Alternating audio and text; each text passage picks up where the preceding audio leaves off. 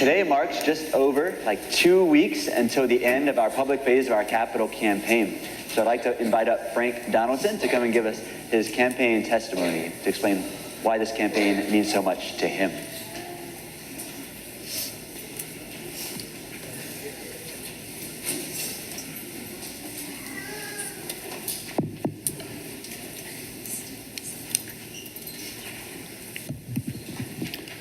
Good morning. Good morning.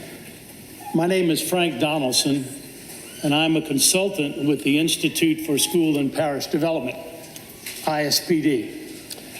We have been facilitating the feasibility study in the capital campaign here at St. Luke, the Evangelist Parish, for the past 2 years. For over 36 years, the company that I work with has worked with Catholic parishes and schools all over the country. But today, I'm not here primarily as a consultant. I'm here as a parishioner. Because of our pastor and because of the warmth and welcome nature of this parish, my wife Susie and I now call St. Luke the Evangelist home. I want to take just a few minutes to talk about where we are with this capital campaign and where we're headed, especially with our New Year's Eve deadline. Here's the good news. St. Luke's campaign goal is $6.2 million by the end of this year. As of today, we're at $5.9 million. That means we're $300,000 away. Now, before anyone starts doing the Catholic math and thinking that's someone else's problem, stay with me. Because here's the really good news. When we reach $6.2 million, it unlocks an additional $500,000, an anonymous gift, bringing us to our $6.7 million, the full amount needed to build our new church. So let me say this clearly. This is no longer a question of if, only a question of when. We already have $2.5 million in the bank in just the past year. We already have 325 generous gifts and more than 1,200 parish families, so you can see the potential of how many more families could become involved in the next 18 days. I've seen this moment many times over the past 3.5 decades. This is a moment when a parish says to itself, well, we've already done a lot. Or it says, okay, well, let's just finish this thing. Let me tell you about a parish that said, let's finish this thing. Last year, a small rural parish in Ragley, Louisiana, 400 to 500 families, had a $5 million goal. At this same point in the year, in December, they were $500,000 short with New Year's Eve closing in. They needed to build their new church because the one they had been destroyed by the hurricane. Did they make it? Absolutely. They finished at $5.2 million in a tiny little town outside of Lake Charles, Louisiana.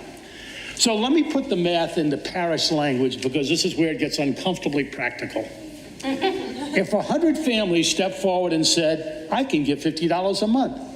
Now that's about one dinner out, probably at Applebee's, or 2 fast food runs with teenagers, or 1 Costco trip where you somehow only buy one thing. That's $600 a year.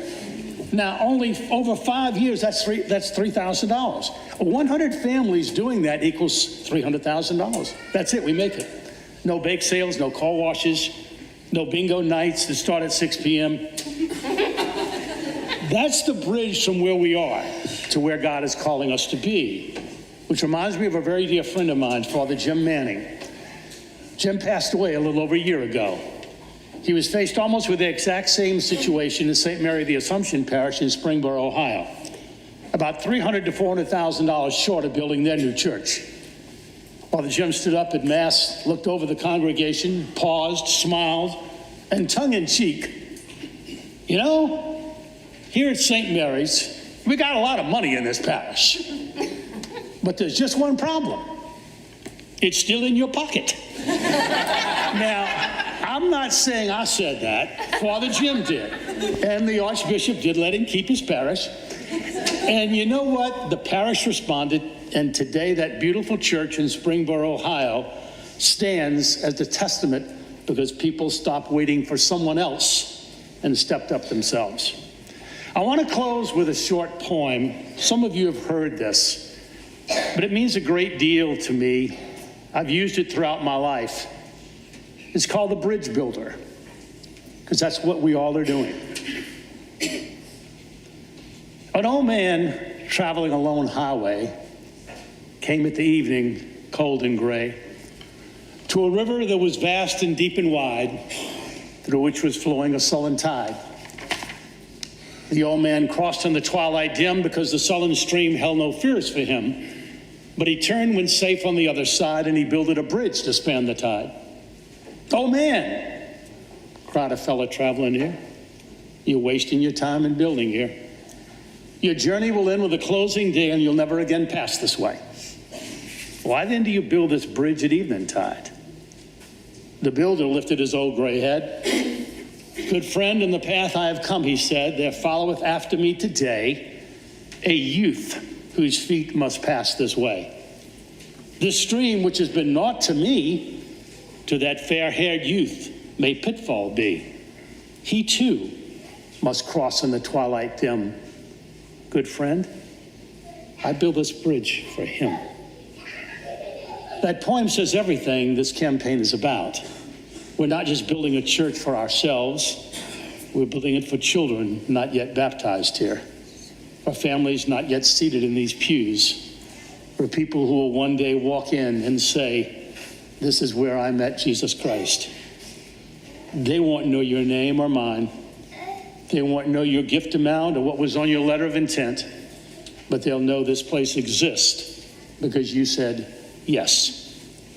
On the table on your way out of Mass today, you'll find everything you need about the campaign, and most of you have already received a lot of packets and information. My invitation is simple. I'm in, join me, because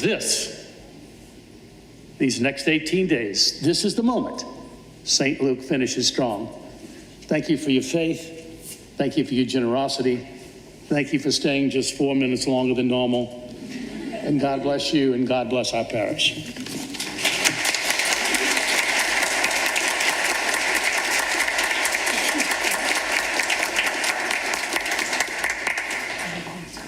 I just want to take a moment to thank Frank as our consultant. He probably doesn't want me to do this right now, but just to thank him for all of his work in guiding me and guiding our team.